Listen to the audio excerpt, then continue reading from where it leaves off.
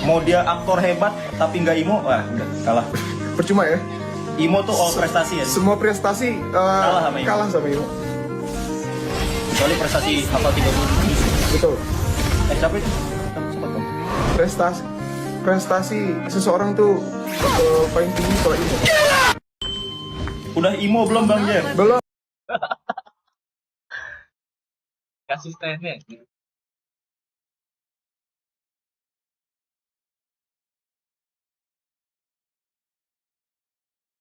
kan nyanyi lagu. Pengen nyanyi lagu gua.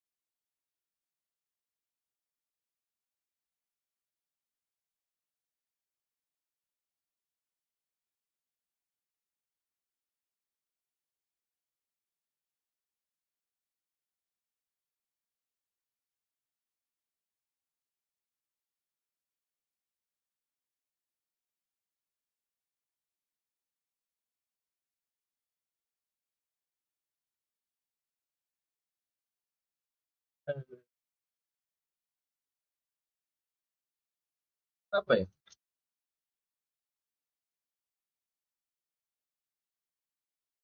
I want to me.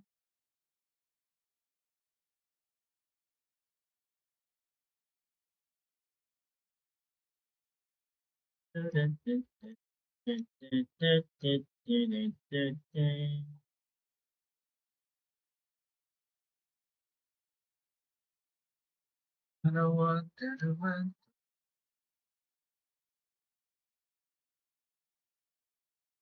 Hardcore. Mana ya hardcore ya?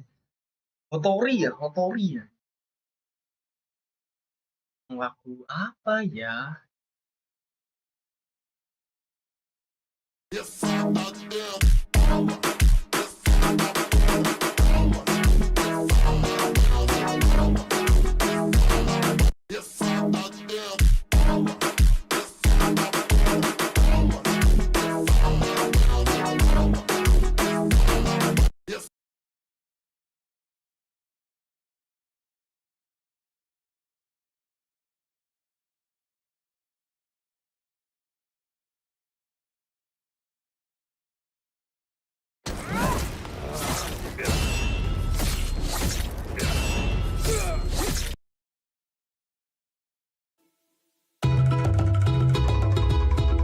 Sayang, yang belum follow silakan di follow. Jangan lupa tap layarnya. Give pause-nya jangan lupa ya. Limbo, aku tresno siramu. Bendino aku mesti delok story mesokmu. Rupamu ayu, masyo awak rodok lemu. Bayanganmu selalu mengganggu pikiranku. Dek limbo sayang, aku mesti ora lali. Yen kowe nge-live bengi, give mawar tak kirimi. Komen mbok cueki, opo give kurang gede. Basan bak sengkuni, hadiah mbok esemi.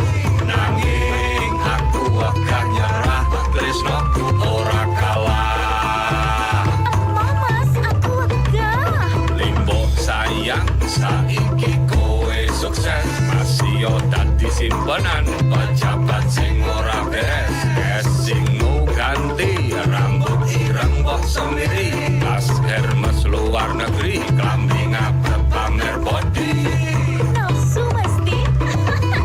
Oh limbo, tresnoku tulus hati. Dudu cintane Mas Menteri, itu pasti imitasi. Mung seharga HP, yen iku diregani. Opo modal pil kuat, kanggo ngecis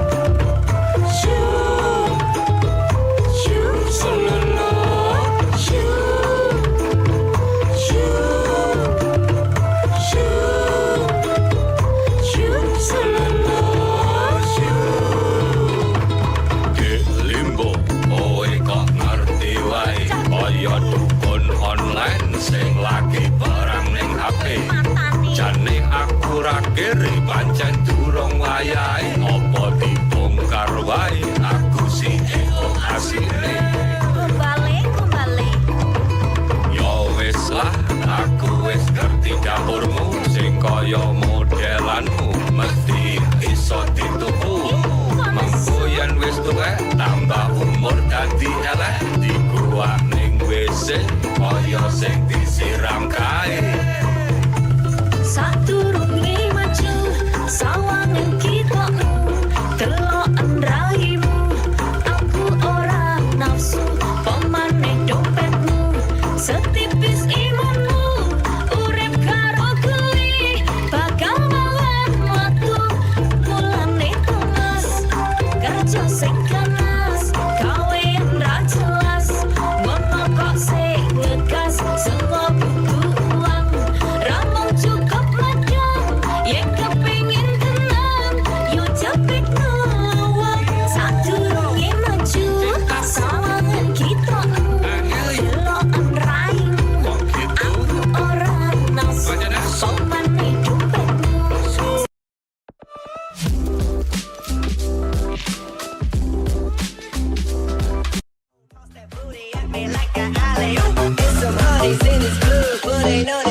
Quá vội vàng lời nói gấm nhung đùa lỡ tìm người em bước đi về nơi xa thời gian tình người phú lắm Bicak kayak ini.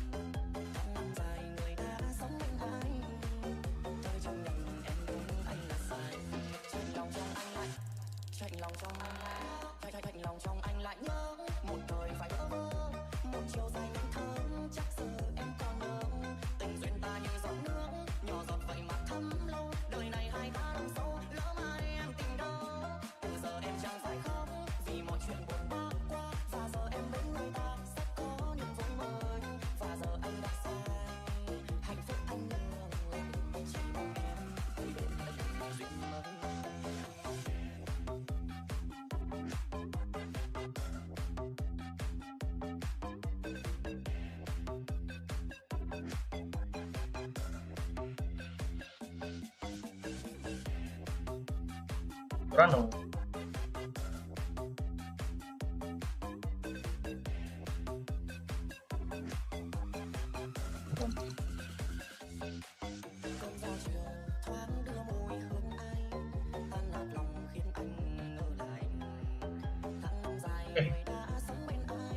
Kan sewa 1.500.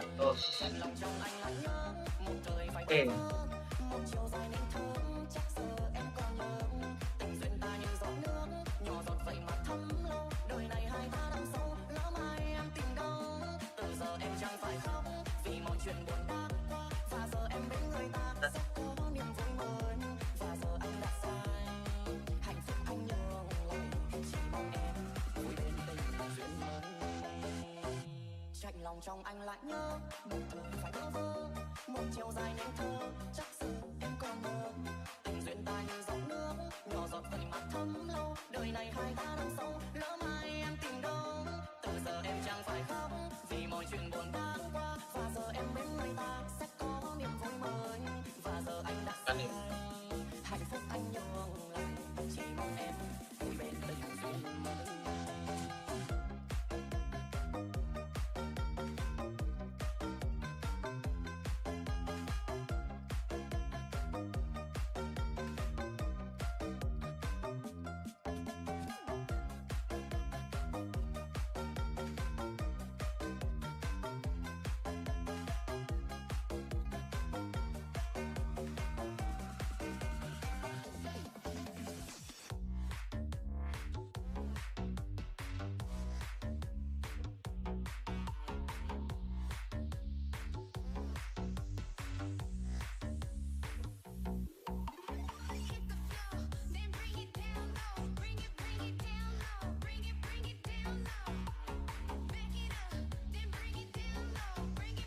Menambahkan mas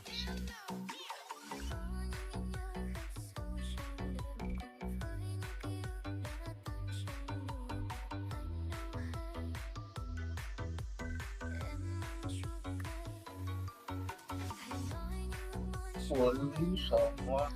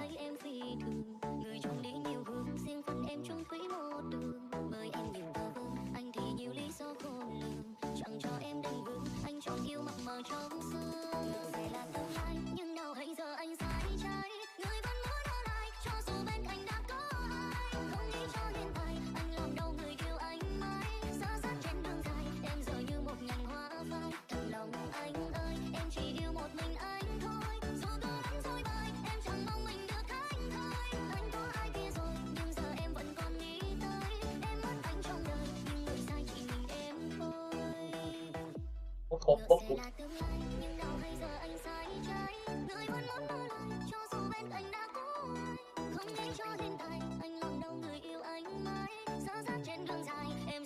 Nhành hoa phai trong lòng anh ơi, em chỉ yêu một mình anh thôi. Dù có đánh dối bời, em chẳng mong mình được thánh thơi. Anh có ai kia rồi, nhưng giờ em vẫn còn nghĩ tới. Em mất anh trong đời, nhưng người sai chỉ mình em thôi.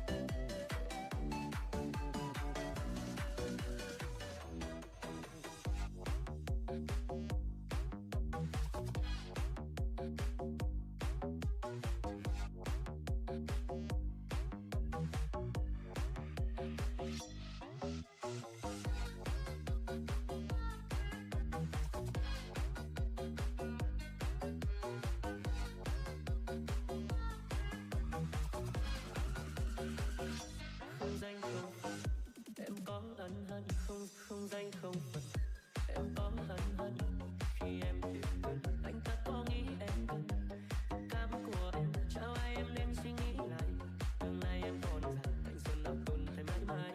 Quay đi rồi ngoảnh lại, mộng mơ chẳng không khai, bên em hiện tại chẳng một bờ vai nào vững trái. Em nghĩ em là gì, họ đến họ cũng đi, em đem tôi xuống mình đi xin lại không lãng phí. Phía trước em vẫn còn phía trước em vẫn còn cả một khoảng trời tương lai. Em nên suy nghĩ lại, ai đã cùng em sánh vai. Có thương thật lòng, còn nếu quan tâm hay gắt gỏng, anh coi em như là đời giờ đời số vấp ngã. Phía sau em vẫn còn dăm ba lời vào lời ra, chẳng đưa lời kêu ca. Em xem gia đình là tất cả, mạnh mẽ lên em tặng vì cuộc đời này chẳng vị tha cho những ai đang là người mang thân phận đàn bà. Phía trước em vẫn còn cả một khoảng trời tương lai.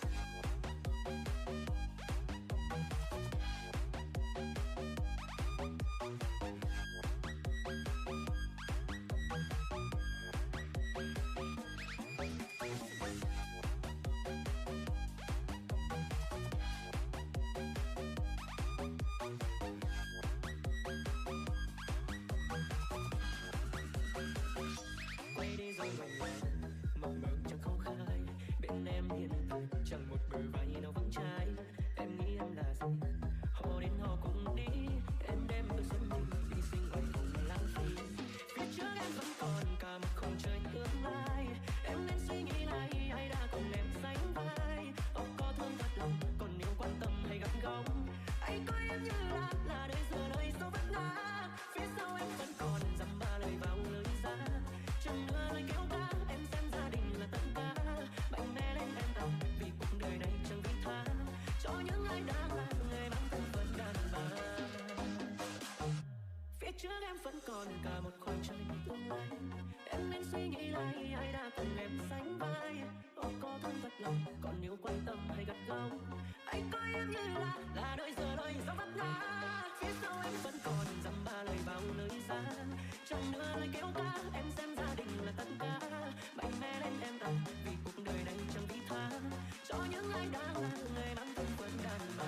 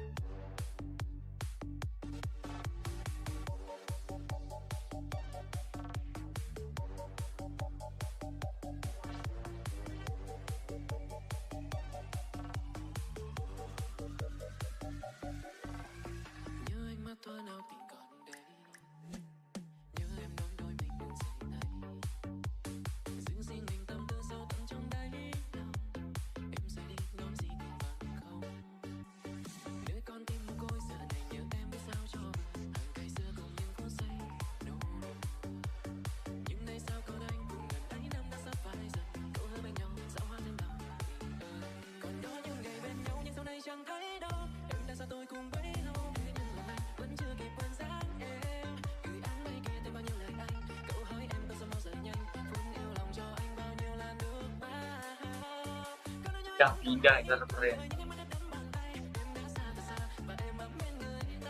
Server anyar lah, pindah server Rigi lah.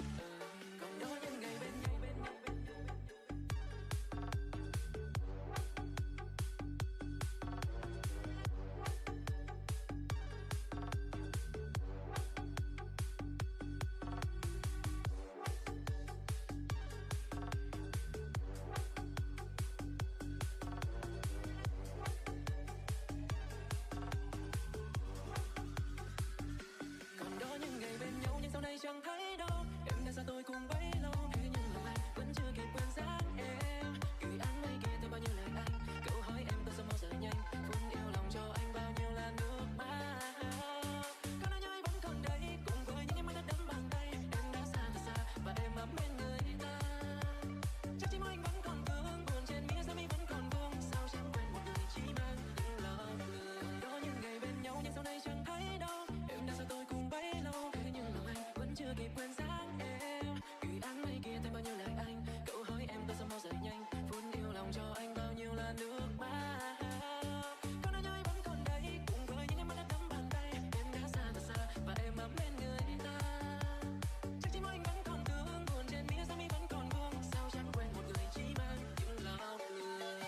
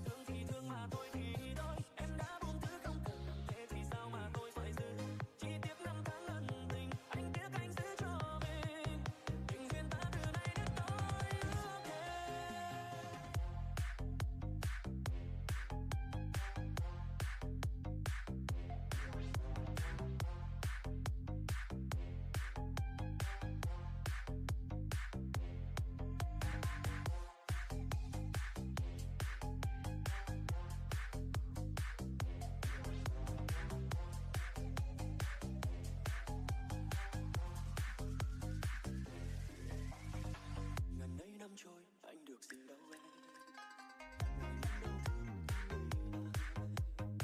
Chẳng biết theo chi yêu em một đời vô phí.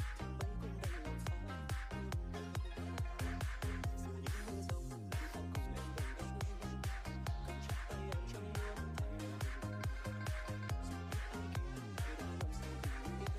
Ai đây ra tay giúp đỡ lòng người. Bên ấy em có ai rồi, thôi thì tôi đành buông. Đau mấy cũng phải chấp nhận, dẫu rằng đâu phải do mình muốn. Em bước bên ấy em cười, em bỏ quên mất một người. Đừng hy sinh và làm tất cả vì em. Nước mắt anh đã rơi rồi, thương thì thương mà thôi thì thôi. Em đã buông thứ không cần, thế thì sao mà tôi Chết. phải giữ. Chỉ tiếc năm tháng ân tình, anh tiếc anh giữ cho mình. Tình duyên ta từ nay đến tối ước thề.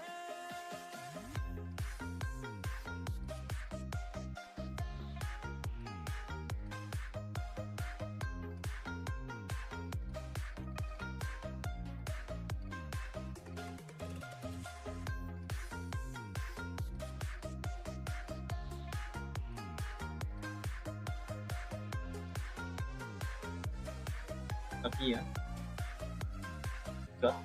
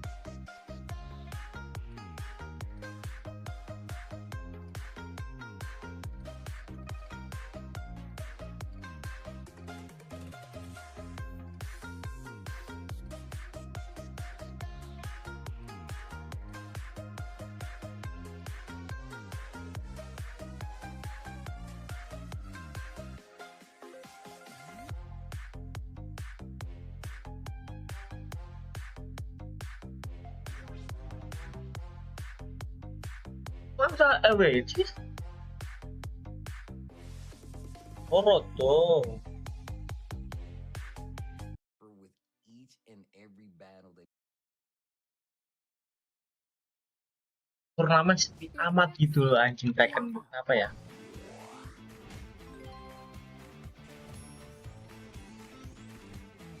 Just a few minutes.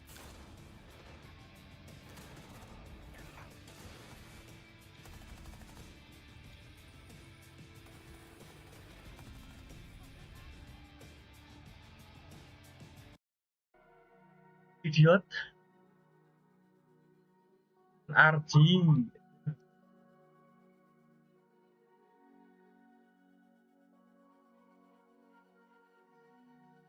Ini dong, Furia dong.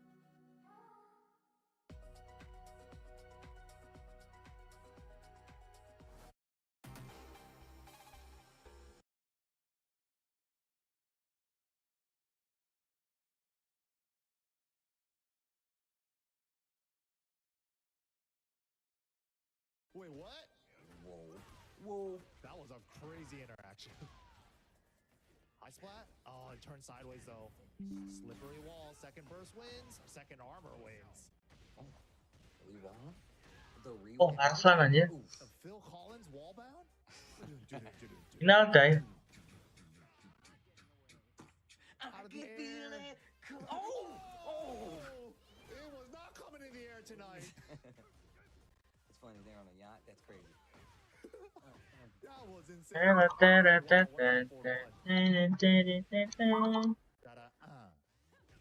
Good side roll. Shifting clouds low. So Parry on the backsway. baby tantrum. What a play. Backsway low block into the low parry on the baby tantrum on the second pick. Single down forward one. Oh, that's why he's picking Fang. If he does down forward 1-2 too much, shifting clouds will become a launcher if he parries it. Ah, that's true. That's why Arslan's doing single down forward one. That He was makes a lot already of ready for that. True. Oh, damn, that's gonna make this tough. Arslan was already aware of that, though. He was just doing single down forward ones. Oh, wait.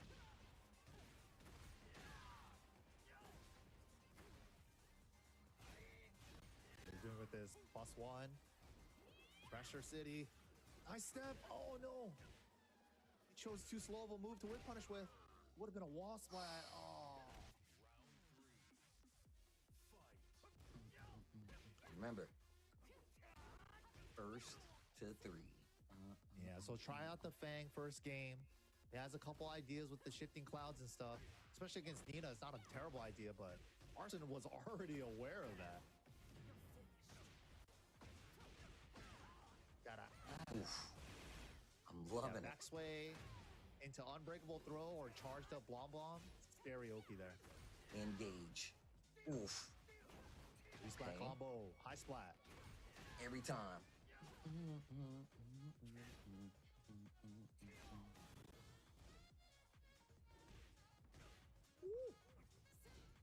Keep out Jazz from Arslan. Single shifting cloud into the 4 because he's doing single hit pokes.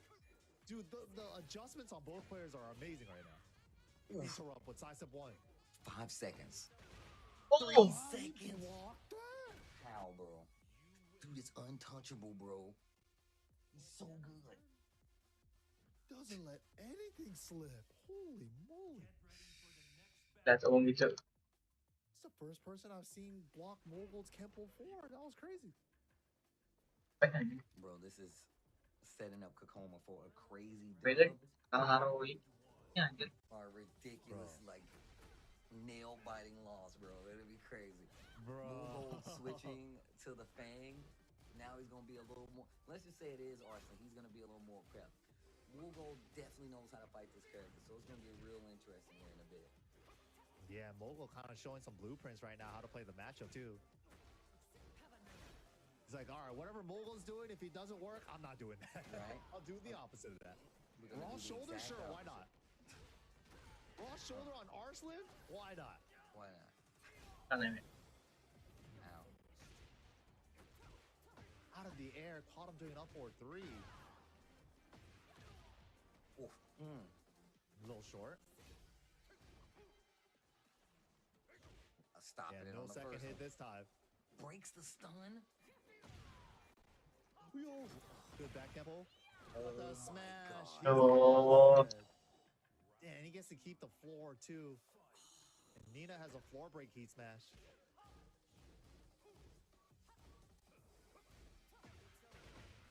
Bruh. Dude, how does he not get caught by the shifting clouds? I could have sworn he was going to down forward 1-2 there. Okay. Got a big opportunity here. Oof. The back turn mix. Wow! He was ready for the He was- shifting clouds What? with the down forward 3-2-1? Nah, Bro, bro. that was ridiculous. That was actually This ridiculous. is crazy. Gets the shoulder, not dead. Not dead. You gotta close it out. Arslan's still fighting. Wow, Home second hit axis. whipped. Dude, Arslan had the Tekken gods on his side. He just would not die. Oh my god. My man kept getting back the exact amount of life to keep him alive. Right? That was crazy. Third hit. Uh-oh. Counter hit. Wipe the floor. Instant tornado launcher now. Still gets good damage out of it though. Bro. Dude. How is he nullifying shifting clouds? Bruh. Like the... Okay.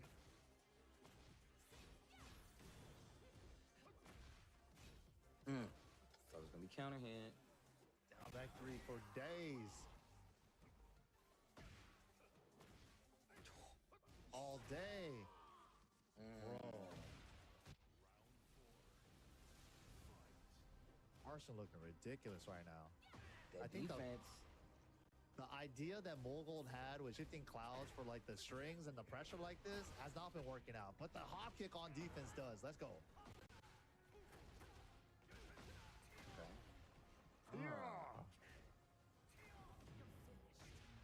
Big whip. Had burst on the mind though.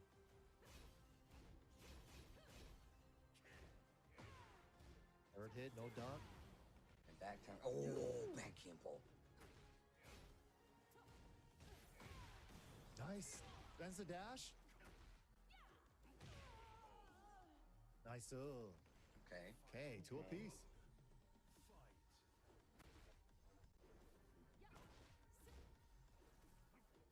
Yeah, that sequence right there. Down back 3 into the back 3 plus 4 knee. So good. Okay. Counter hit. Hey, hey. Break the floor. We're going to the wall. It kind of hit the wall shallow, so didn't want to overcommit. Bro, how was he ready? Dude. Sidewall in play, makes the adjustment.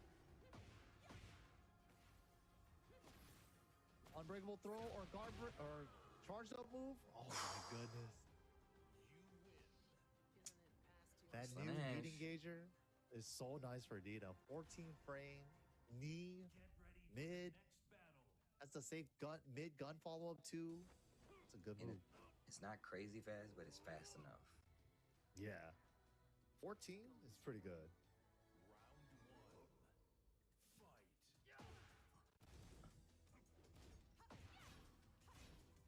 Yep, keeping it close, jamming him up. Oh. Yeah, because he's only giving a single hit. Shifting cloud parry into the launcher only activates after the second hit. So Mogul going for shifting cloud options off the single hit parries. Like the 1 or the 2 there. Boom.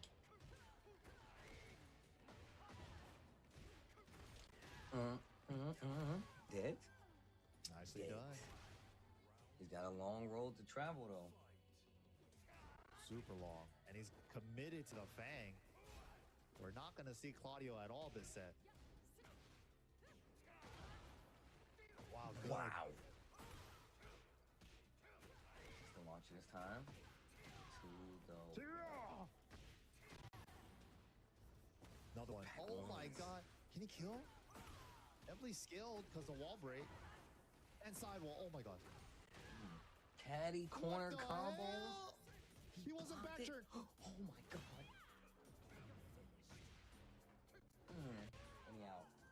Wow. That whole exchange was crazy. Bruh. Rolo do with it. Bringing it back. We'll crouch low. Fishing for it. No throw break. Gets the tech roll to reduce damage. Not that bad. I think it's 14. Ooh.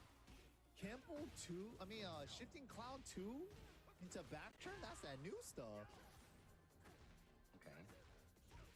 Okay. Wait a minute. Mogul has an opportunity. Nice. He knew. Wow. It's not over yet. Mogul. One on the board. Oh. Ya, begitulah bang. Okay. Okay. Rồi và giấy anjing. It's just parrying one hit. It seemed like he's just going for the shifting cloud options then, if that happens. Which is a good, quick adjustment for that. Ah, shit. If he's not going to give me the 2 hits, let me actually use the stance then. Yep.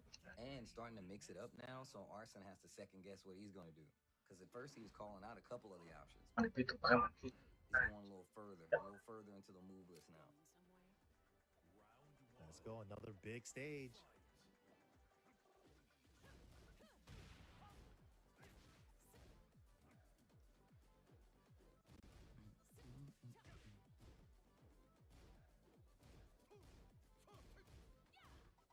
Yep, going back to the single jabs. You can see him switching up, trying to slow it down a little bit. Ooh, ooh. Wow, counter and throw after that. Dash up, down 4-2. Caught him crouching though, doesn't launch crouchers. Down 4-3 out of nowhere. Oh.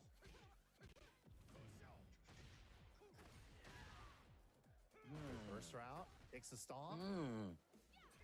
Hella damage, nice. What a sidestep at the shoulder.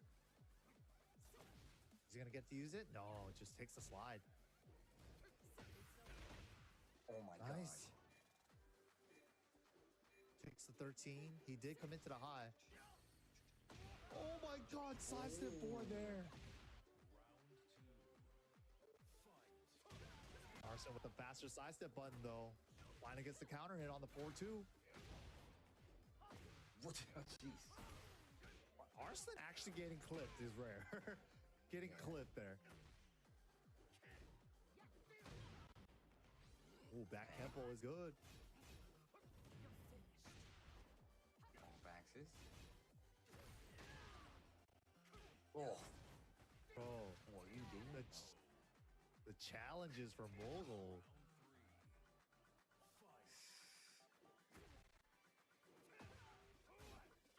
Man, He's getting really slippery under her jabs with that crouch stab. I'm about to say he's getting a little more liberal going to these lows, bro. He's like, you know what? You make me stop. Right? Oh, I think that moves minus 10. Doesn't go for it. Sometimes the range is sus, though. Ooh, Not quite. Wow, no okay. penalty. It's the first time we've seen that on her down back 3. Running slide. Slide safe. Ooh. Dude, he's picking his spots with the back kemples so much better now. After that, like, first game, his back kemples have been great. Slowly adjusted, like, over the games, right? Yeah. Getting better and better at placing them. Shifting cloud, didn't see a parry, so he goes for the 1+2 option. Now, like, Arsenal having a hard time getting this game started. Just a low check. Step forward. Wow, from downtown. Ow. Chipping him a little bit. There's the heat smash. Okay, now it's my turn. I got heat now. Side steps. the Oh, down shit. To clean with punish with the shoulder. Damn, send one more for good measure. Yo. Good comeback. I was curious to see if the Fang could do it. God, he needed the Claudio. Did not need the Claudio. Fang is all he needed. Final man, it's a game between believer these now. two. Dude, his Fang was super strong in season 1 too. It really was. Really was. Whoa. I like that, bro. Shifting Cloud 2. If it's just a single hit parry. Now Arslan trying to just do single down forward ones. Keep it really light. And going from the low now, right? Back Kempo, shifting clouds, back Kempo low. Dude, Mogul probably uses Fang stances more than anybody else. Yo! He finally got a shifting cloud parry. Oh my god.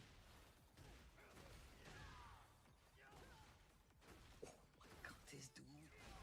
Gold. Right the floor under the jabs.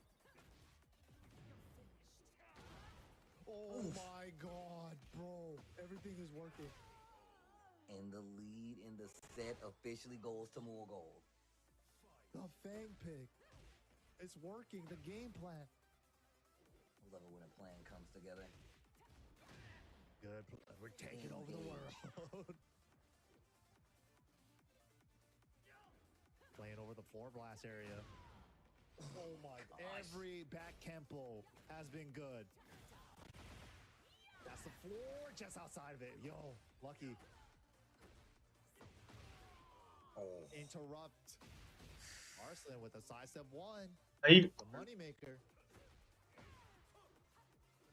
Ahí, vamos a ver. Okay.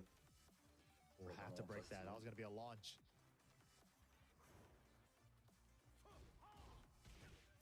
Speaking of parts of the songs that you never hear, I never heard this part of the song. Right? Yeah, actually, you're right. I'm so locked in on this game right now. I can't even. Yo, whoa, I got counters too. Nice. Kenapa? Pulling out all the stops right now. Keeper's not gonna do it. Life leads big time in favor of Mogul. Outside of the floor blast, so it's not gonna be a full combo. Ooh, whip punish. What an interrupt set point for Mogul. Interrupts. Arslan's wiped the floor. Okay. Running 1+2 out of crouch dash. Got a little too anxious. Safe mid guns. Oof. Oof. New links. Oof. That actually might be a buff at the wall for the third hit. And we got a double Nichi.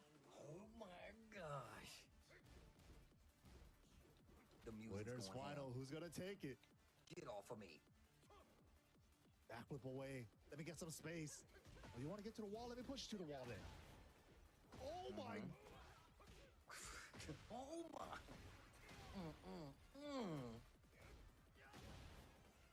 Back turn down 3. Sidewall saves lives. Mogul smells blood. Bro, is it in time? Oh shit! One more hit. It's over. Gold gonna go to grand finals, taking it all the way back from Arslan. Literally started this set in a deficit, switching to the Fang. I was not thinking it was gonna work. I'm gonna be real. I was not sure what was gonna happen there. I thought we was gonna get these would probably be behind the game, switch back, locked in on the Fang, going through all of his options, especially with like shifting cloud, started mixing in the lows, even though Arslan had a read on almost every option up until he started going more methodically to the lows and made him pay for it in the tail end. Mool Gold going to grand finals. Arslan Ash now going down to that lower bracket, but Mool Gold 100% in grand finals. He just awaits the lone surviving shark out of this lower bracket before we get our ultimate winner here for DreamHack Atlanta. Yeah, they're playing for that lion's share of that $50,000 prize pool. But man, top 4 coming up next. We're going to find out after the next set who's taking that 3rd EWC spot. But don't go anywhere, guys. We're going to take a short little break with more Tekken 8 action here at Road to EWC. Wait, dang.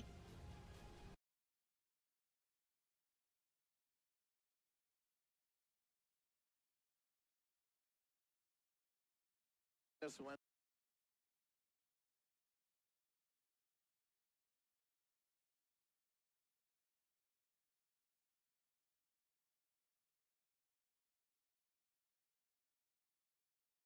Realizing that he's soft side A, repositions himself to get this pick and allow for the rest of the team to rotate across.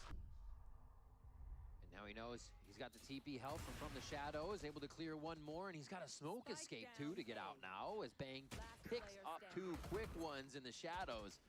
This is crazy. 100 Thieves again right on the play instantly. 2 flawless rounds in a row. That's just different.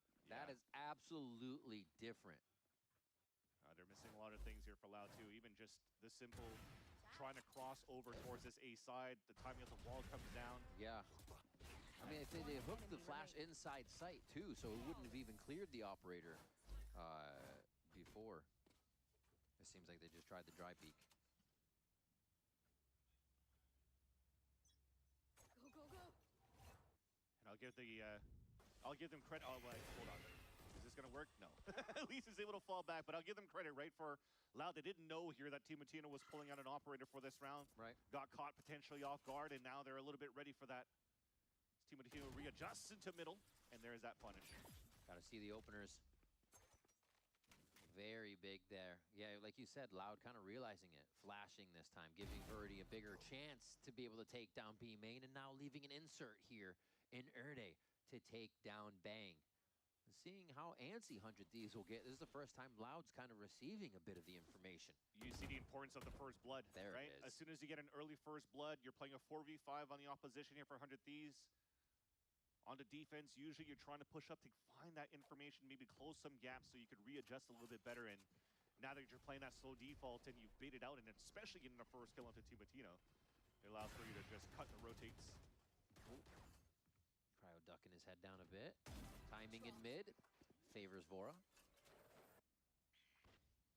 I'm gonna split these 2. I like throwing a flash up top to blind for 1, but they are gonna split Vora, so hopefully playing a misdirection there. They look for the escapes on this.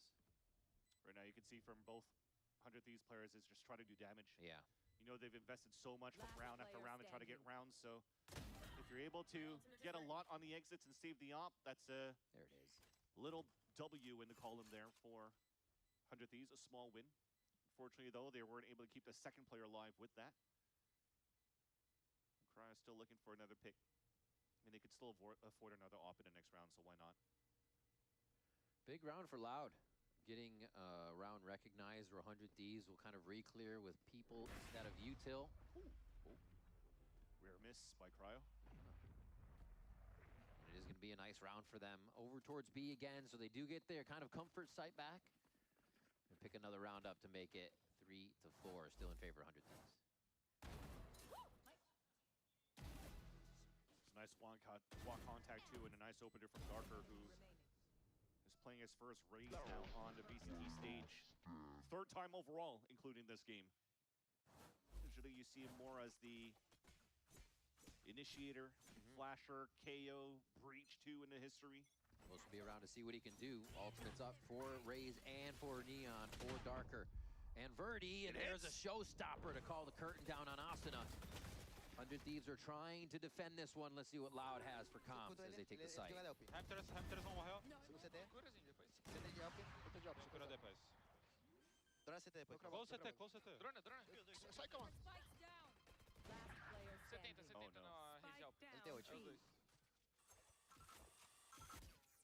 Is dropped out in the open too.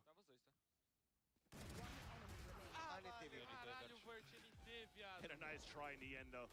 Gotta play a 1 versus 2, but man, you just sat into the plan when the nade was coming towards you. It's tough. It's like everything was happening at that moment where you're like, if I could just get it down. And that's when 100 Thieves tries to retake. But look at the reposition from Bang, just so nice. TP's onto the other side, gets the first pick, catches players off guard while they're getting slowed of Asuna, who lands that post-mortem, right? He ate a huge showstopper from Darker in the first 16 under for Bang to stall here towards the B side. Loud going into 2 hero rifles, trying to disrupt the B main control, but they get stopped once again. A little bit of noise, I think, made by Lucho as well to feign onto the right side of the map as B gets hit. Timotino completely eviscerates Kawazine and Erde as Darker tries to get a bit more space in the sight for the squad. They do get some positioning with the spikes on the wrong side. They could still get delayed here. There's time, but no.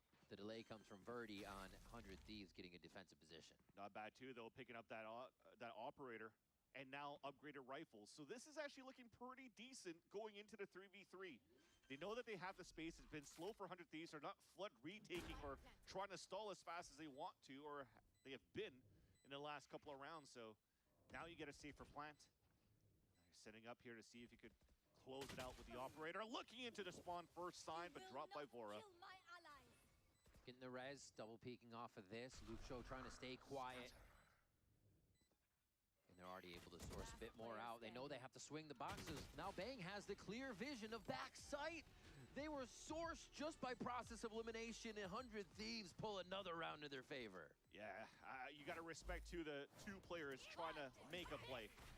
That showstopper getting so much value, but Verdi walking towards the spawn, the wall contact with the op. Apa tuh, Cok? You have to go for it. Yeah. And then the second one too, when the flash even misses, Lucho's not even blinded at all. But Asuna is just quicker on the trigger and gets that headshot. And there's just no chance right after when you're playing the 4v2 and then make that even a 4v1 after Lucho falls. Looks like the war for B will be put on hold for a round as we head back over to A, but it could still end B depending here. Looks like Loud do want to commit on this. Straight into the pit. It's going to be interesting for Cryo to play. I think he can take down the boombot without it kind of detecting his direction there. But it doesn't look like he wants to fully stay in and out to keep that gas line prep. You can see almost going out of integrity. Bush has to play it safe. That's such a tiny window to get funneled into spam, so he's got to get out. Ult goes down, and Loud actually do a great job of taking the space. Agreed. Especially when Verdi moved on top of the ramp and broke the wall. 100 Thieves cannot be as quick or aggressive as they want to behind that wall or that pit. Tight angle. Yeah. Shot. Maybe if I could just, feels like the name of the game here for Loud. Maybe if I could just check this. Maybe if I could just, and it's not. 100 Thieves is around every corner to thwart these buys, to thwart the weapons. And 100 Thieves will grab a 7th round in their favor. Dry peaks too this time around. It's worked maybe once so far when you're able to punish Timotino in middle, but trying to get this now into The heaven side. I feel like we're just missing too much What's the util. peak there? You know the operator's going to have a shorty, right? That's just a dangerous spot to be going after. Or even if there's not an operator there in the first place, but you're trying to take that line. I mean, pop flash, satchel something like. Yeah. Can't really just walk Dump in some there. util in. Yeah. Okay. Got it. Just moving fast. Remember, third time playing race. It happens. It happens. Okay. Still Timotino on a line in mid with this operator. Maybe he's found out. Goes for the double triple peak as he just tries to hatch a nade under everybody in Ramen. Luke Show then infrequent, but still getting some kills on the right side of this map. It's how Loud uses it is what becomes important. Yeah. Definitely need him to start getting freaky in the server. He's done a good job getting openers on these lurks. Get some timing. Still going to be watched from heaven here. They can hear Vora actually running back and forth, so this is a huge clue in for Loud if they could make a play off of this and just take it slow for a moment. Yeah, the dangerous part, though, is the walk back towards the ramp. Doesn't really know that it's an operator. He knows that somebody could be posted up towards the A ramp, but doesn't know that it's an op. So he's trying to find that timing. If he does get that backstab onto Timotino before this peak comes out towards A ramp, beautiful, you know, but... Yep. There's one. Luke Shaw with such a good timing there, and it's the only reason Vora ran away is because Timo still had a line on long there. And that noise was crucial for Loud to make this decision. Beautifully called plant, and they should be able to just push off the last members of 100 Thieves here, but Vora actually attempts it. For another one. Okay, so now he's definitely going to wait for Cryo to come around. Clear for Cryo. A little bit of off-the-ball teamwork here so they can get an easy channel on both sides to keep Loud looking back and forth. As Vora misses a shot on Air Day, that's huge for Loud. Keep this round. There's another one from the IGL. Never missing on the end of these ones. 7-4 here as we come to the final round of the first half. And those are the two players that they highlighted on the desk before going to the series, right? The two newcomers. Luke Show, maybe less of a rookie than he was, but he's still quite new onto the stage. And Air Day, making and putting value in that last map. Again, a nice little lurk opener. But what I like even more is that they identified that there are gaps, that there are still lanes that are not being covered, that they're unsure of, which is that A ramp. So Verdi goes for the jump peak on that neon, baits out the shot, and allows for that backstab to happen. So I love that type of timing to just punish Timotino here. But Timotino is punishing himself this round. Haircuts for free in B main. Timotino backs off. Doesn't back off, starts pushing forward after the work is done. As Luke Show is trying to get into a pretty sneaky spot now. And it's just re-smoked. No real play to be made unless the util comes crashing through with the rest of the members of Loud, and that's going to be one. Almost a second one in the kill line for 100 Thieves. Yes, Cryo now makes it a third, and the fourth one for Cryo from Spawn. Or from B Heaven, I should say, to get that one 8-4 in the first half for 100 Thieves. Too free as well, it's too readable. Yeah. Timotino gets the pick, they know the rotate's going to come back towards middle. I like the satchel across on the top of Darker, but there's lack of util again to try to fight for that top mid space. So another dominating half here for 100 Thieves moving into the second half of the second map. So much confidence to just keep re-peaking. 100 Thieves feeling the momentum as we go into the halftime. Let's see if Loud can come back after this.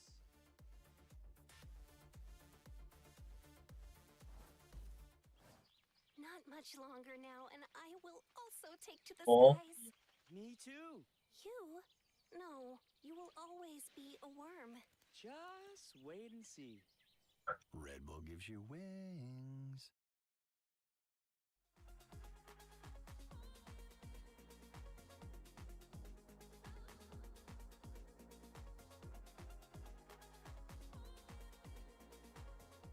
Yeah, just gonna have to watch out for Luke Joe. Honestly, this guy takes every single timing, first timing.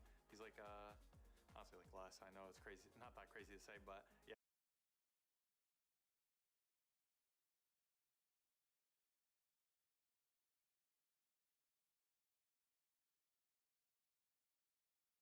As well. It feels a little bad sometimes to have to pay the price, but every now and then you just got to do it. I think at least threatening Aurelia by taking off the GA makes some sense here. So baited hook. There we go. Ooh, by Peacekeeper going to be the one to bite the dust. Looking for a 6. There's a Harness Dragon. That's a pretty good hit. Oh, there's two actually. Ugh.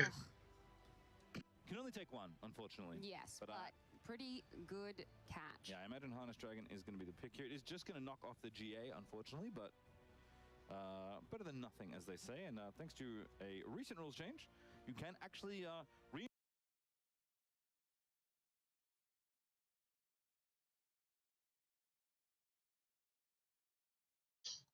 Tolol.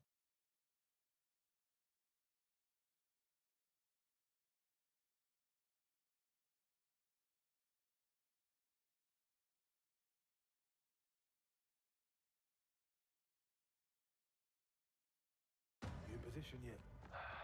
Working on it. HP. Is the first attack, is that minus 30? Yeah. Okay, good. That's good for the Ursaluna numbers.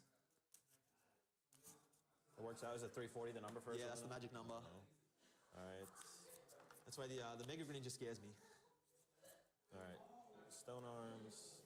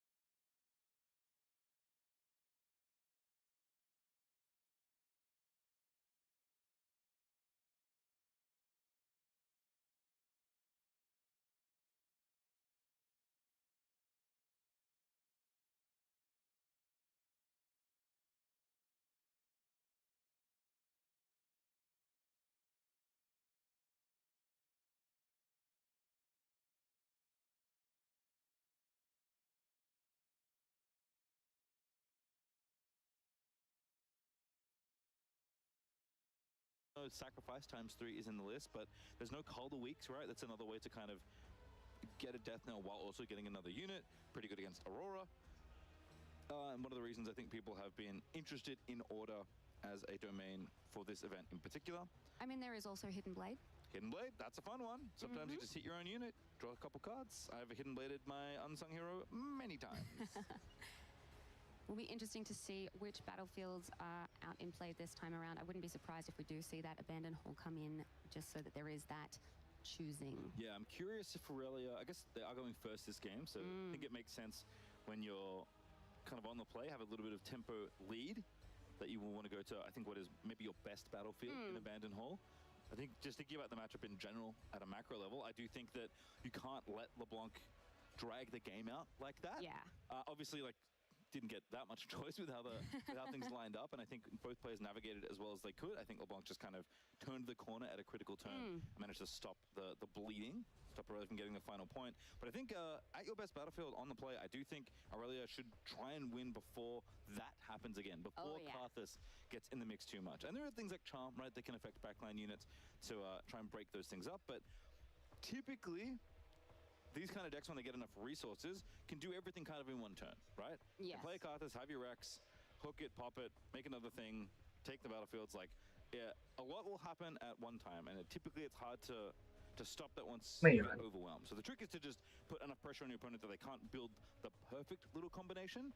And the more you can deny points scoring from LeBlanc, because her Legend ability does trigger on Conquer or Hold, the better off you're going to feel. So I think I expect Aurelia to be very aggressive with trying to keep control of these battlefields, because if LeBlanc can't get the first score, it's very hard to actually utilize your value train.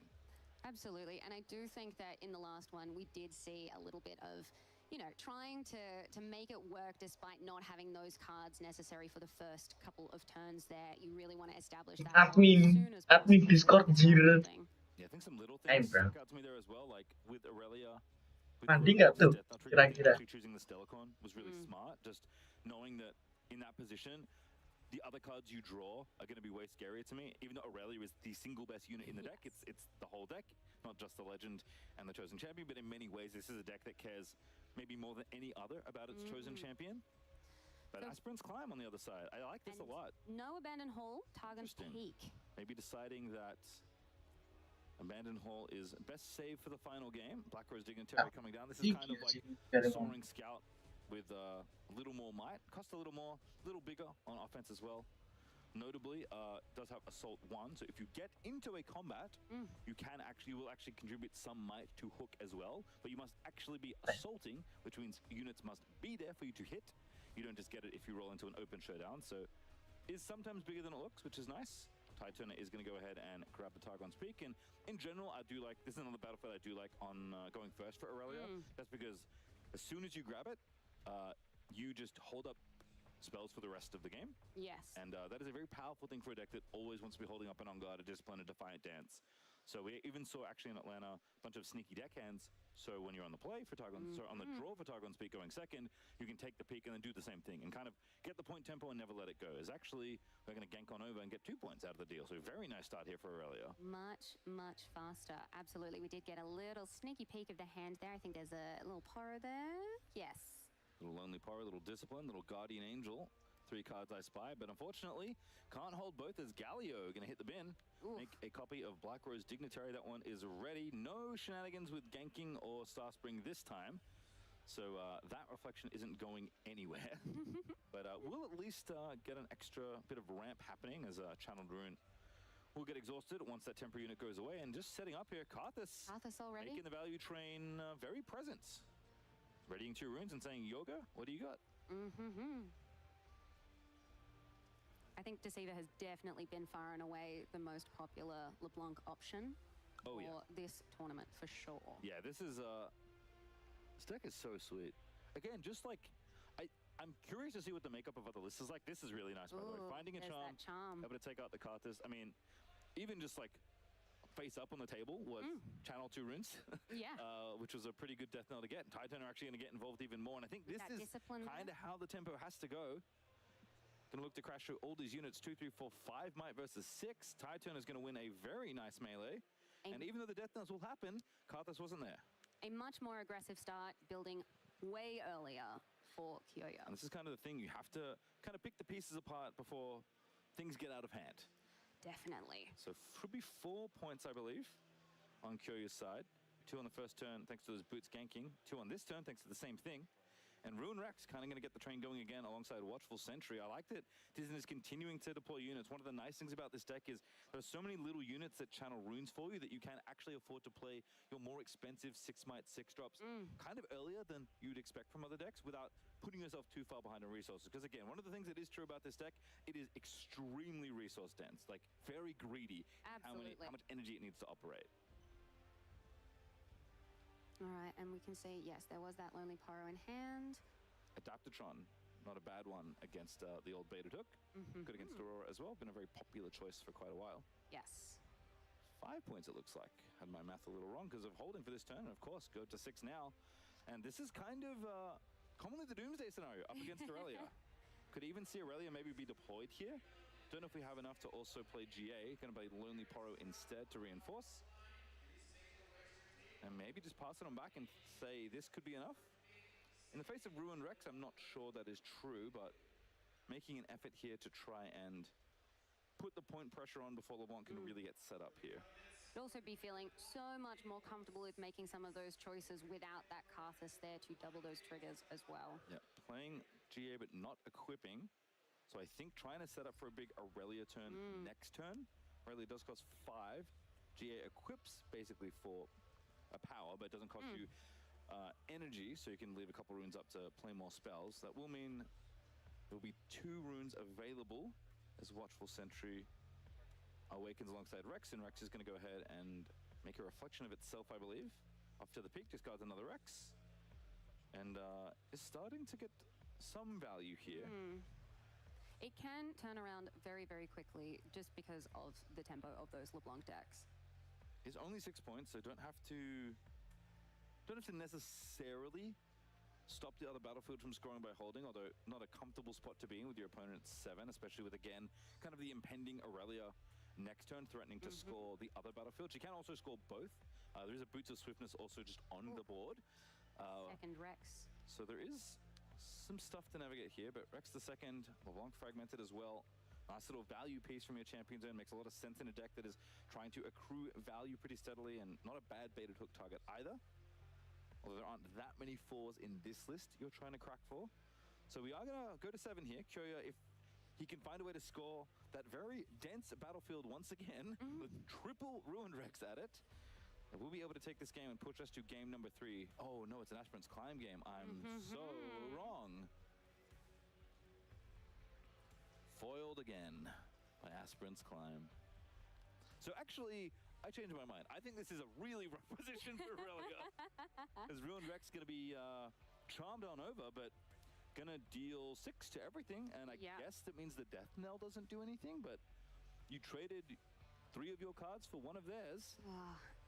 Not necessarily the value you're looking for against the very value-oriented deck. And again, Aspirant's Climb, meaning the game is a single point out of reach than it would normally be, means that Disney, I think, has actually bought enough time to turn the corner once again. With both of these undefeated so far, it's got to be rough to be in that position. This LeBlanc deck just looks so good. Again, even without the hooks, just, I haven't seen the rest of the LeBlanc list, so I don't know how many, like, 2-drops these decks are playing. But that seems pretty important as far as, like, the early turns going. I don't know how many Black Rose Dignitaries people are playing, but that card, despite seeming a little silly as a 3 energy unit and kind of like a, you know, slightly upgraded version of Soaring Scout, I think that feels like a very important card in this deck. Clearly a very well thought out build from the Challenger TCD Labs, which is not surprising at all given their pedigree. And now 2 points to 7, but we're climbing, and Aurelia is just starting to fall woefully behind in card advantage, which is kind of the thing that LeBlanc does. Yeah. And even Silicon. Silicon is not going to live on this board ever. It is a very precarious position here. I was just thinking even more. We haven't even seen a sacrifice yet, by the way, but this is a card that I think Order was very happy to receive in Unleashed. And particularly as a reaction spell, there's gonna, like, usually we don't think about with the exception of, I guess, Starcross now as well, we don't typically think of cards like Hidden Blade as cards you have to worry about reaction speed, right? Because it's an action, and it has to be at the battlefield. But even something like Vengeance, which is a slow spell, right? That can kill any unit. Harness Dragon, a unit that can kill any unit. We don't typically worry about getting our units taken out at reaction speed. But with Sacrifice and Ruin Wrecked, you actually do have to worry about that. There is Aurelia coming out after all. Like if Aurelia, if they go to equip and Sacrifice happens on this Ruin Wrecked, I'm gonna lose my mind. All right. Cycling 2, so moving to equip and ready Aurelia with the Legend ability. That does have to happen because it happens when you choose. There is no Sacrifice because that Aurelia would have been instantly killed on site. Although I guess, more complex than I think, but Aurelia's going to roll in. We'll think about it later. Again, the game is getting quite saucy as Ruined Rex is going to deal 6 and deal 4. That's 10 total. GA is going to pop. And I think Diston's going to say, yeah, sure. That's fine with me. You want to do it again? I got another one. He'd kill the real one, which makes some sense given that you're probably going to go back in for the temporary one. But if you don't, at least they can't make another one. Absolutely. There are still 3 in the deck in total, though, so it's very likely to see more. Wouldn't have expected a 6 from the set. astaga. Boots are going to be equipped, and that legend is not because di MC they can't even go back in even if she wanted to. So instead, we're just going to deal 4. Wait, It's going to have to be enough for now. Deflect has to get paid if that happens as well, though. I believe you have to pick. Interesting. No, okay, just thumbing through the graveyard. Yeah. I think, didn't deal the death knell. Interestingly, I didn't know you could elect to not do that. We see Ruined Rex on screen. It says deal 4 to an enemy unit on death knell. Obviously, the 4 is not enough to take out the 6 that Aurelia currently is, but dealing 4 and losing a rune doesn't feel all that good. Don't know if it'll matter, but I believe Disney would have been required to pick a legal target there. Watchful Sentry, though, going to move on over to the Targon's Peak, get another point. Worry about it later, as LeBlanc trigger is going to happen again. You have to think, nope. Moving straight along, doesn't want anything to do with that. Going to be Vi Peacekeeper instead. Played to base, and there's baited hook. Who's getting hooked? Goodbye, Vi. Ooh, going straight for a 6 here. Looking for Harness Dragon. There are 3 of them in the deck. Mirror Image, Dignitary, Sacrifice, Watchful Sentry. That is a whiff. That's rough. And this is the variance that happens when you play Baited Hook. You only get to look at 5 cards. Your odds are often very good. You know your ratios when you build the deck, but sometimes you miss, and this is a miss. Look, as I was saying earlier, having played a little bit of Aurora, I can sympathize with the feeling of just not getting the thing that you want. Yeah, unlike Aurora, sometimes you draw your thing and still don't get it what you wanted. At least with Aurora, you get the thing that you wanted. But Aurora cost 3 times as much in terms of energy costs, so perhaps it is a reasonable understanding there. As offered to cut the recycle cards, decided, nope, I'm good. And at 7 points in a 9-point game with Aurelia ready to go, I do have to remind everyone, that whiff is pretty bad. Like, threatening to win the game on Aurelia's side now. Kind of went from a position that felt so overwhelming that there was nothing to do, to I think Aurelia's just going to win easily. Yeah, look, at this point, it's just chalk and cheese from the last go-around. I actually think the math checks out already. So is there a Hidden Blade here? That's not a Hidden Blade. Nope. That could be now. Again, LeBlanc does get a card draw, not the beginning phase, you don't get 2, but you do get 1. So if that isn't a Hidden Blade that's been drawn up, this Aurelia is going to easily win combat against 2 Might, and that's going to be game number 3. That will do it. Kyoya going to get the W. I thought that game was done. I mean, look, a really, really tough hook there. It's rough to see when that happens, but ultimately, I think that really was the turning point there. Aurelia just couldn't really have made it quite as easily without having that be a whiff. Yeah, I mean, the line looks a little silly when you spend all this energy on Vi just to immediately kill it without any extra value, but can kind of see why you had to do it. You know, Vi Peacekeeper's trigger only works when she's attacking, and if Aurelia's coming in, even though you can ambush, you don't really get the stun, so it's not going to help you. So instead, swung for the fences. Odds would have been good there to hit a Harness Dragon and take out the Aurelia, but did not work out, so instead we play a third game, which I'm kind of excited about given how sweet these decks are. Yeah, sometimes them's the breaks, and Oh. as we said before, it does mean that we will now see that abandoned hall come into play. Yes, I think Aspirant's Climb was in a really good spot there Very for LeBlanc, and having that Climb game slip away might feel a little bad. I guess you were going second anyway, so now you're back going first in this third game on a pretty good battlefield, so it doesn't feel too bad, but you can kind of see why people have been liking Climb when going second, because it kind of gives you the opportunity to potentially steal the game when you start behind, right? That extra point made a world of difference in that game, and this is also why we see Arena's Greatest often. Sometimes to just counter the extra point that Aspirant's Climb is making the game go to. Yeah, it was interesting seeing the meta breakdown from yesterday with those two both making a reasonably decent showing. I think it was about... Yo, ya ampun. So haven't seen too much of them, but you can kind of see that when they Pusing deploy in begitu. those spots, Yo, ya. they're quite good. In fact, I really would have loved to have it in that game, but don't think it's in the list here for Kyoyo. Still, This running play. Dex is shuffling up for game number 3, and deep breath. Soundnya lawan again. Yuki. Maybe to remind everyone, not only do we have a lot of rounds for top 8, but these two players, they are still some of the only undefeateds left in the room, and they would like to stay that way. Oh, absolutely. And coming to game 3, it does make a little bit of extra pressure. Obviously, they are both very, very good pilots for their decks, but there is that necessity of a mental reset as you come into it, because there's just so much going on. They've already played a full day. Coming into it with a little bit of extra pressure, even if you're used to it, it's still quite a lot. Yep, so the Prismaticism push-ups in Atlanta. Good Yeah. to see just deep breaths in the feature match area in general. Hey, however you need to center yourself, Exactly. you gotta do it. Little mental reset, little woosah, and a little game 3 is what we're going to get here to kick off the feature match. This has been a very intricate back and forth. You can kind of see again that Aurelia wants to get ahead and stay ahead before LeBlanc can turn the corner, and LeBlanc wants to make the grossest looking board possible. Using all of those death knells to just build up an advantage too large to overcome. So who's going to win game number 3? Let's find out in just a moment. LeBlanc going first at Windswept Hillock and Abandon Hall as predicted for Aurelia. Oh, we've changed champions as well. Interesting. So off to LeBlanc everywhere at once as our chosen champion. So this one is... It's interesting because this one, it fits kind of the mid-range LeBlanc build way more, right? If we start making copies of this, you can keep them at a battlefield, you will not stop making copies of this. And I think something I noticed with Star Spring that was really valuable was that LeBlanc was able to consistently pressure the other battlefield when making reflections on hold. That didn't happen in the last game because of Aspirant's Climb, even though Climb did create some room for that game to maybe be won.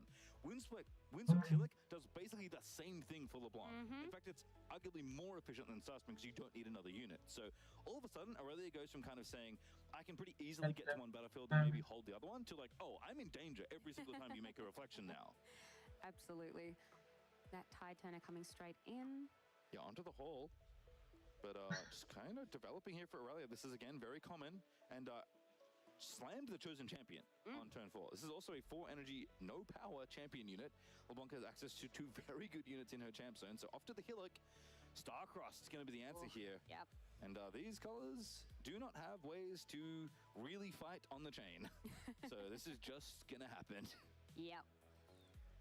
You can see why. Would have made a reflection, ganked over to the hall, and taken out the Tide Turner, so Starcross protects all that from happening, hugely slows down the momentum, and even stops the point from being scored as well. Very understandable as to why it has been one of the most commonly used spells over the course of the weekend so far. One of the most interesting ones from Unleashed to be in so many decks. Karthus, yep. Pretty good follow-up here on 6. Karthus recycling 1, playing Black Rose Dignitary, so setting up again. Kind of the MO of LeBlanc is to find a way to get a point so you can get some reflection value and then have something else to do with it. And Karthus usually means all the things you want to do just get enhanced. If you're going to do it twice. Why not? Yeah, exactly. You already want to do it, might as well do it again. It's the reason Karthus has gotten so much more attention ever since LeBlanc was spoiled. Little Origins card, kind of a seed for future sets, and clearly I think this is one of the payoffs that the devs had intended, but as Telecom with Guardian Angel starting to move on a battlefield that has ganking should be warning bells for everyone that's ever played against Aurelia. And there's the charm as well. Very nicely timed, already knows what's happening, just, yep, this is the one, right? You don't want this other one? No, don't want it? That's fine. No. Guess not. It's That's one of the things that I love about being here on this Sunday is that there are very decisive plays and everybody is very, very good at reading what is going on. They are all so familiar with their decks. As we said, these are both undefeated decks. So being able to read what's happening and go, yeah, you're going to do this, aren't you? Yep. Okay, cool. Let's go. I think playing appropriately quickly as well, because not that much time left in the round. 11 minutes left.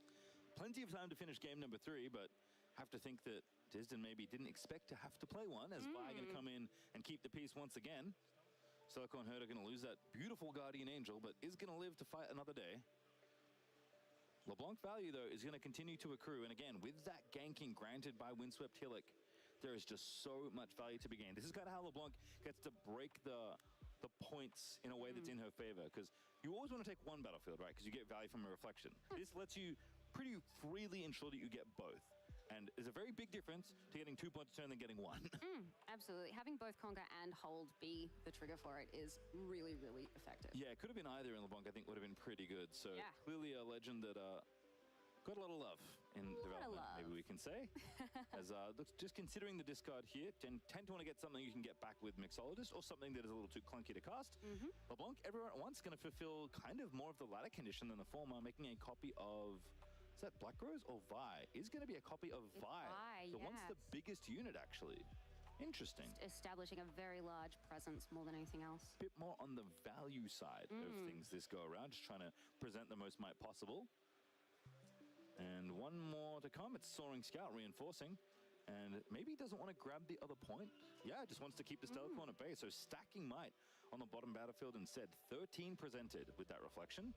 I mean, we did see in game 1 that it does add up very, very quickly once you've been able to get all of them on there. It makes a dominant presence that even Aurelia at her best would struggle with. Yeah, so gonna let Stellacorn kind of have the other battlefield for free, in essence, but which is a little dangerous because Stellacorn is, when mobile, is very dangerous. But I think valuing just holding on, trying to keep out Aurelia from getting her points rather than prioritizing getting your own, I suppose, is the consideration. And certainly while Aurelia is good at making units very big, at some point, the numbers will not add up for her, right? Like, especially when it's not Aurelia fervid that you're making bigger. Stellacorn can get big, but it just cannot get as big as Aurelia can. It also doesn't get the advantage that Aurelia does from Abandoned Hall. Right, exactly. You do get a little bit, but you get not nearly the double dip that Aurelia gets, which is sad because we might not get to talk about it. Yeah. We had it prepared since Friday. I've been so excited. All right, well, a lot of considerations here for Aurelia player Kyoya. 2 points to 1, so feeling okay, but again, you just feel like the more turns you give LeBlanc, the worse it tends to feel, and you're a little off kilter as far as point tempo goes. So after the haul, that's going to be a card draw and a point. No fuss there with LeBlanc having no runes awakened. Very straightforward. Ride the Wind, Rebuke. I saw a Starcrossed in that hand. I don't see too many pumps. I think I saw a Discipline. But a single pump is usually not enough to get the job done. I think maybe Tide Turner is that card I can barely make out. Oh, it's hard to tell. Second from the right.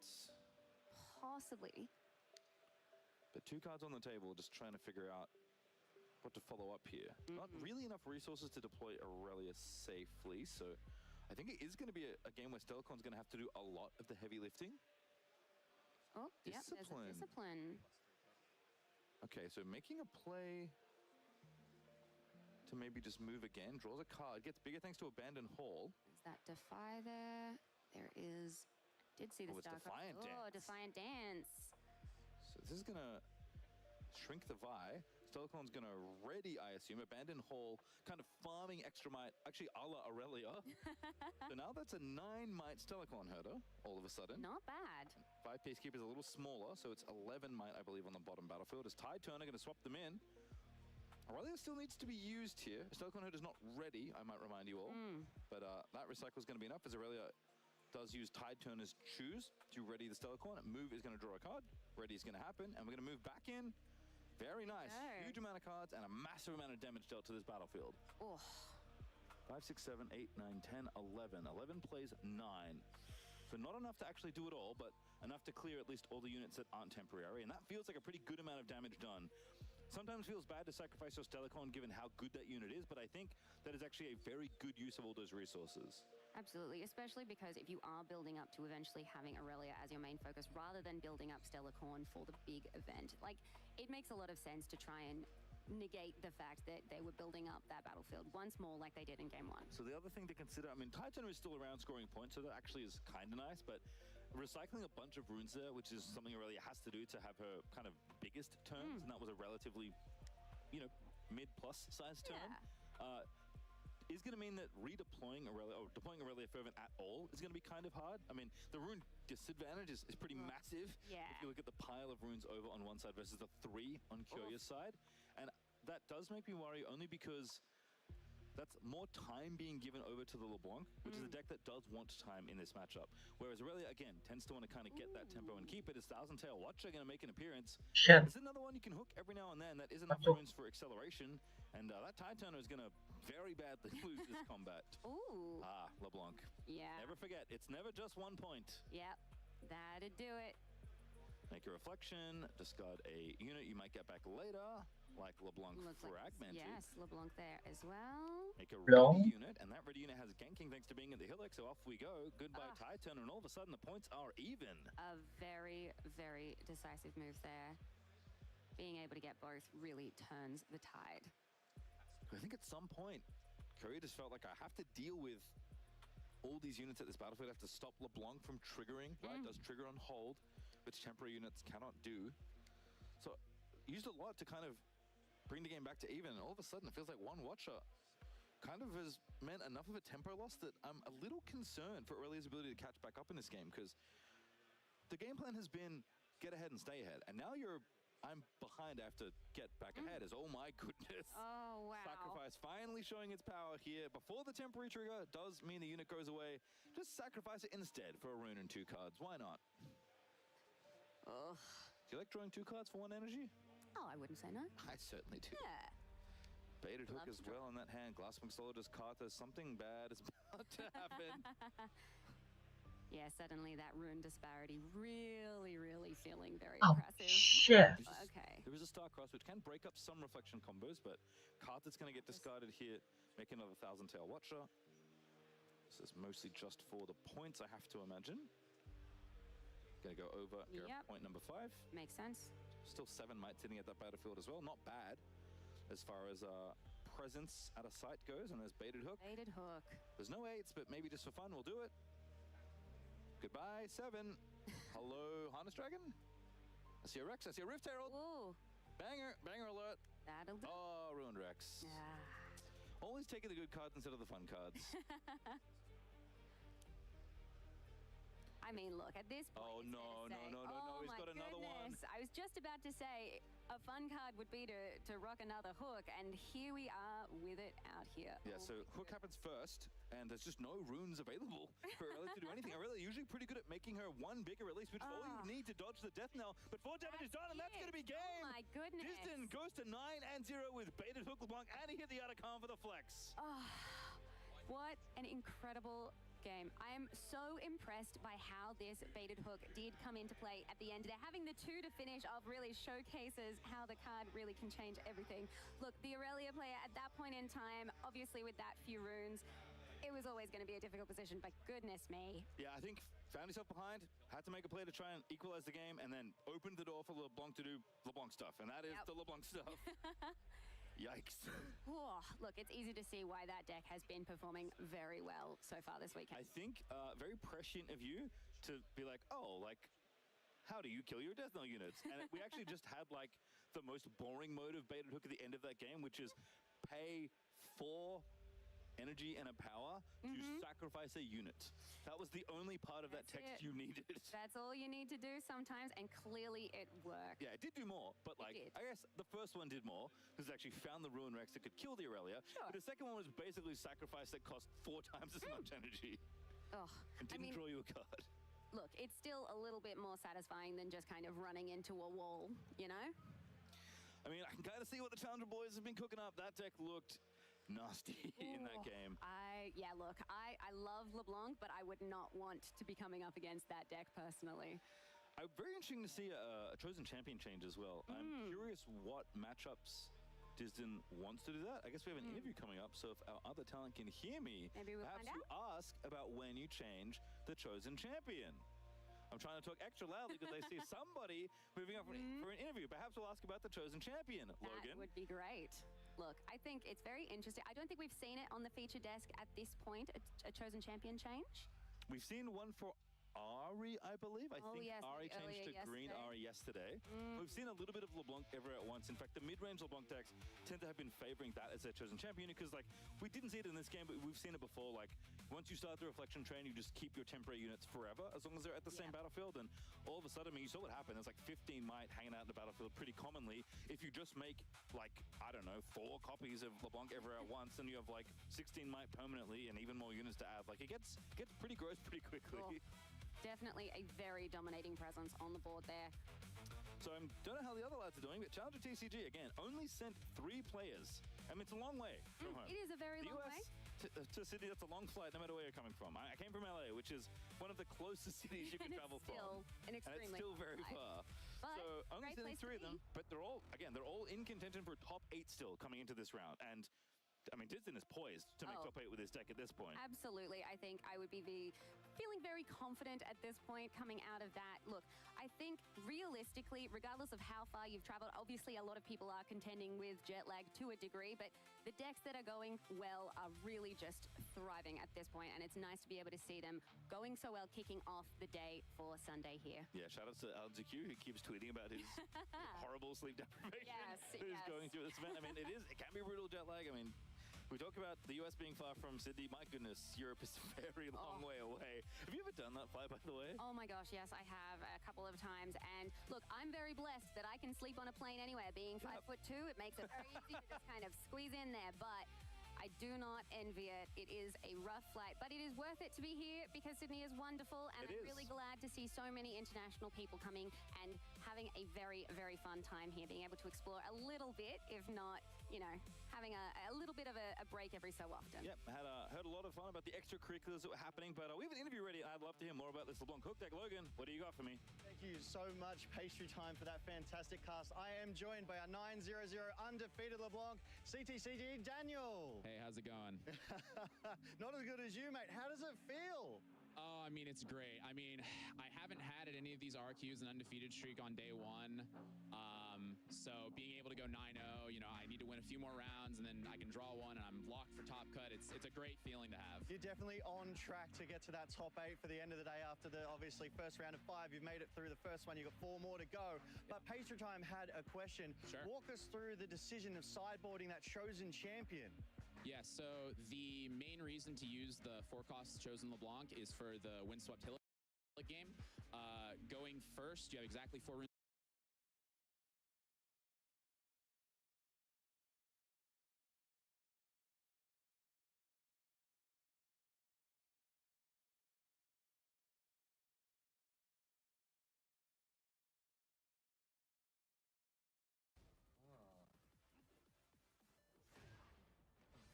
Four, 4-2, and the heal.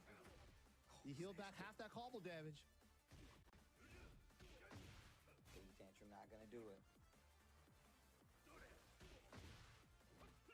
Oh, nice throw break. Had to break it. Back forward, Wow. official. Tempo.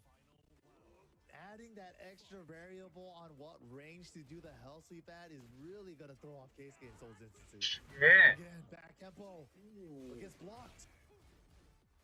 Wasn't in time. Immediate hell sweep. Big block. Safe combo. Low smash. He's going to get a heal. All the great life recovered. Oh, it caught the back Kempo. Nice. Oh my god. If he did that move as fast as possible out of crouch dash, I don't think he would have got the range to hit the back Kempo there. The fact that he held the crouch dash, he held it just a smidge, and he does that anyways to throw off like crouch dash timing. He got the extra range from that crouch dash because of that. Okay. Right back into the Pac-Man stage. 1-1 second encounter.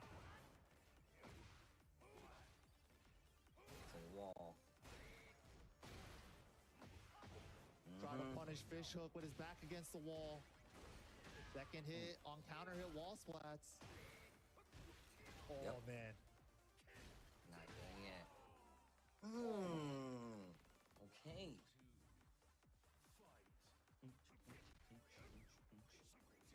Starting off with the lows. Almost got the launcher. They traded it. Just did one sidestep hop kick.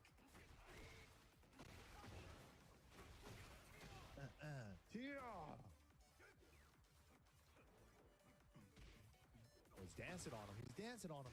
Nice confirm on this ISET 4. Ice black conversion.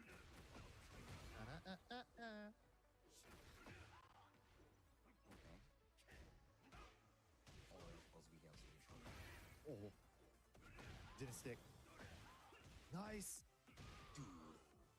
Dude. Ace can fight him, bro. He's not going out. Some Fang snake dashes. Pressure City. Oh. Little whiff, no whiff punish. Turned it into a patricide.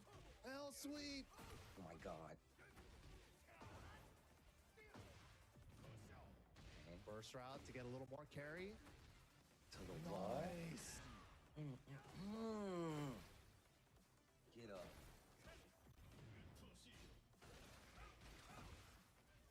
Wow, took the +1. L sweep is good. That was just the throw break. Worked out. Snatcher again. Oh! Into the rage art. How did he get time to sidestep 4 on wake up? That was crazy. Counter hit Brave is and gone. clean. He's not dead. Oh my gosh. Wow, brave down back 3 from Mogul. Taking the lead.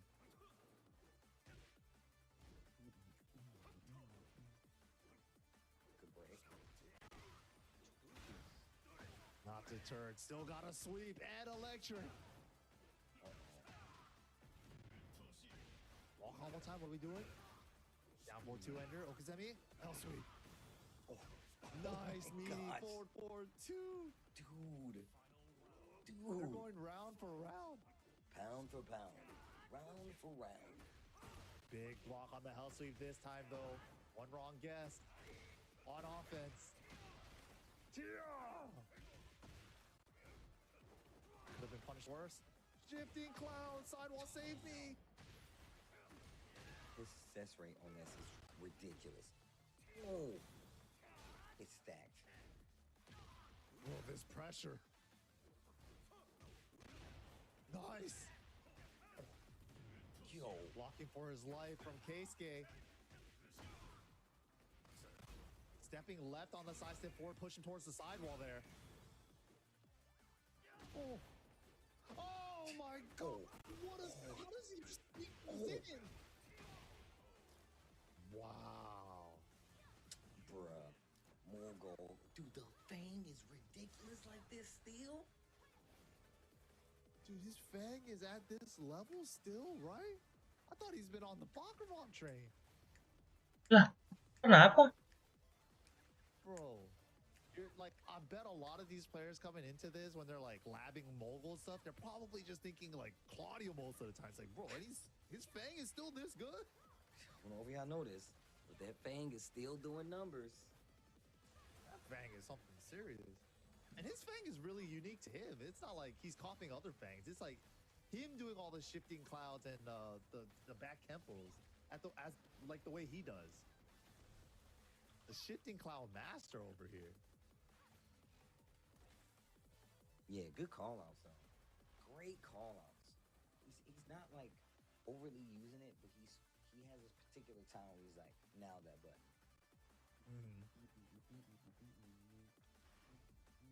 Last bit of coaching for Keisuke here. He's gonna have to bring it back 2 games straight if he wants to get that reset.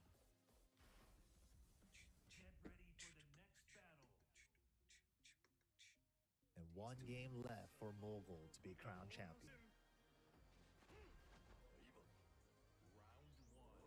What does Keisuke gotta do though? Mugo just looks so ready. right? And he's not like scared to go for the mix. Oh my god, he's hell not scared to go for the mix while standing too.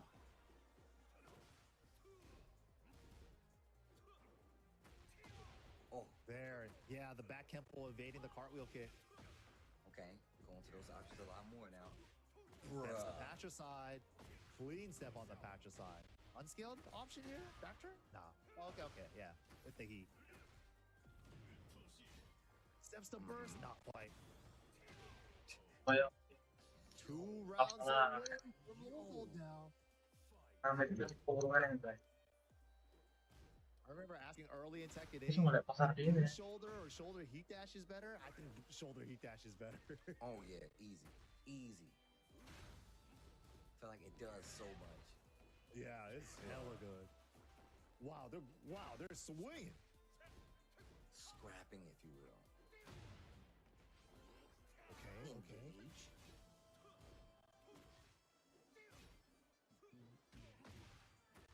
Bruh. Bro, Gold. Axe right now. So good. He's trying to finish it. He's like, I'm trying to go eat, bro. Spins it all. Natural side. Takes the +5.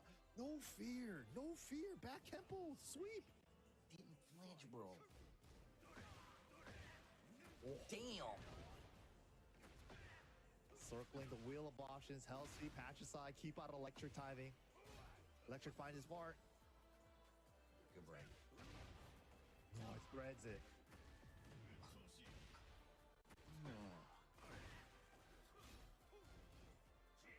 Electric ender for better Oki. Back Kempo again and the Estes. Baby tantrum lets it rip. Oh, he's dancing on him. Breaking all the throws. What the full back turn sweep. Wow. Vogel takes it. Road to EWC DreamHack Atlanta champion.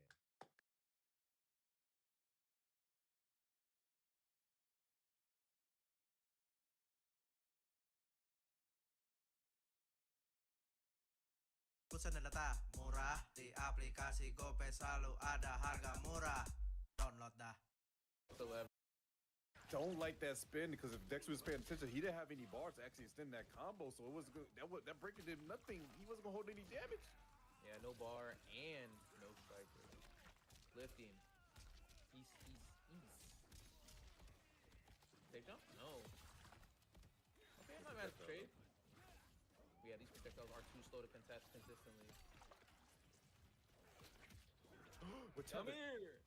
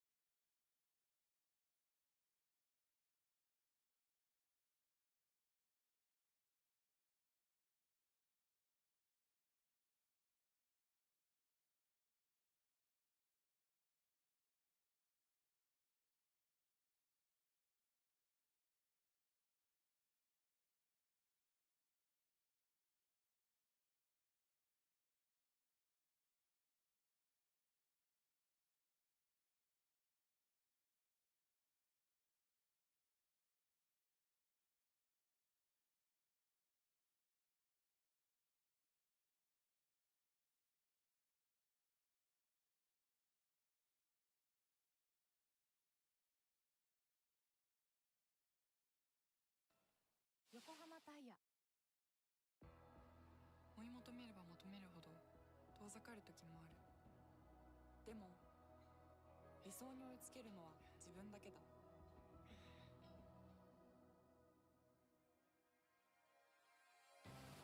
池江璃花子は横浜ゴムと世界に挑戦する。限界はない。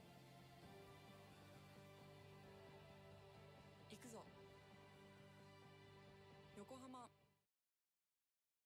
究極の静かさと安全性。オンロード、オフロード、世界中で活躍するケンダ。その信頼を支える静音性、安定性と耐摩耗性。世界が認めた技術と信頼を街乗りである。高品質と納得の価格、タイヤのポテンシャルをあなたに。ケンダ。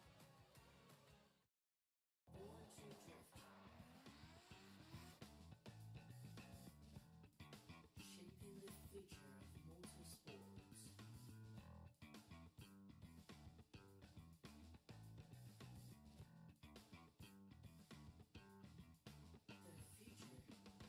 X, all in display.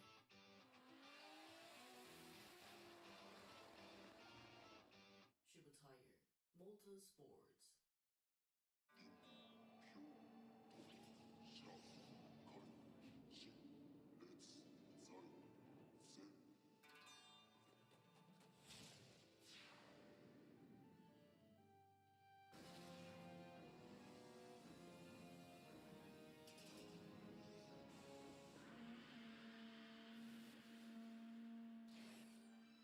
Ultimate lubricant.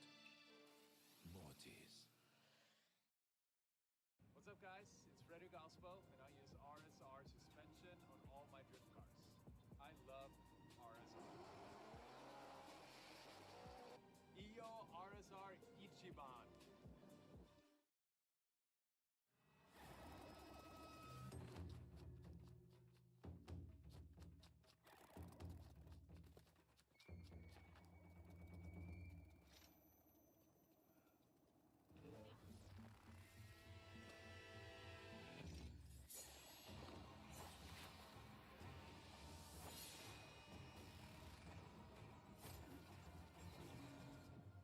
メイドインジャパン。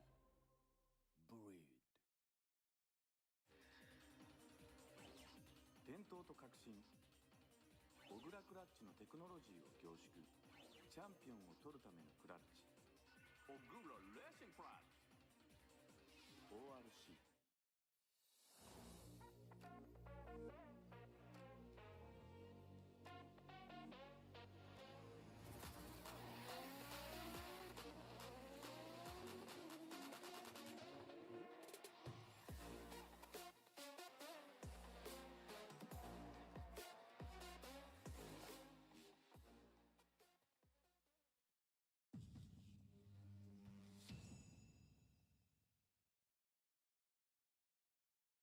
In a world of extremes,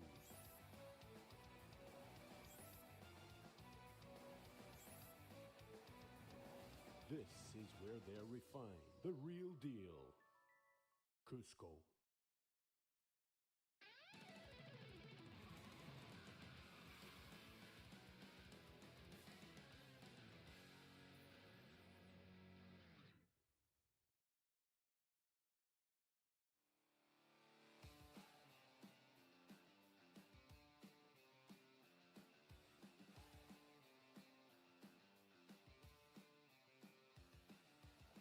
T-SHOCK プレゼンツ2026フォーミュラドリフトジャパンラウンド2鈴鹿ツインサーキットトップ32のバトルの模様をお届けしております。この後現在コース整備が行われております。バトル9走行再開予定時刻は10時42分。バトル9走行再開予定時刻は10時42分となっております。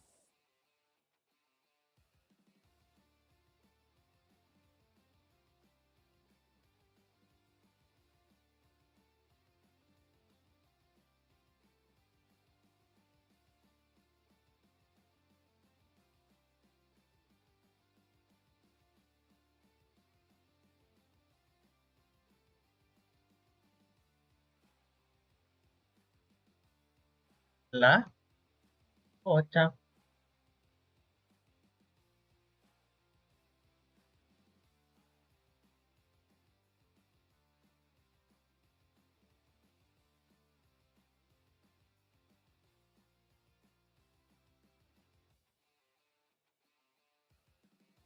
Suzuka Twins. Ya.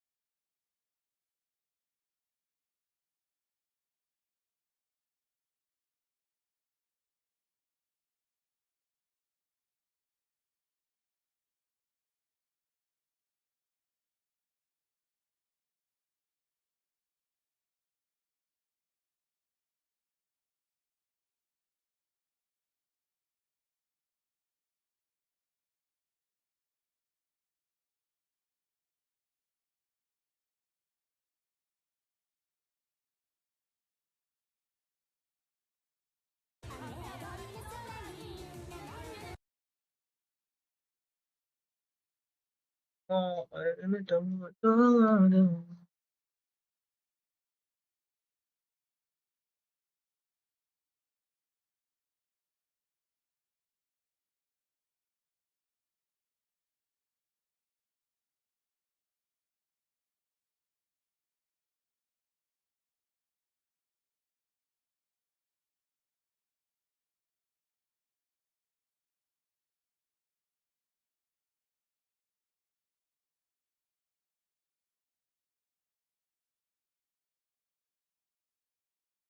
Lagi siap.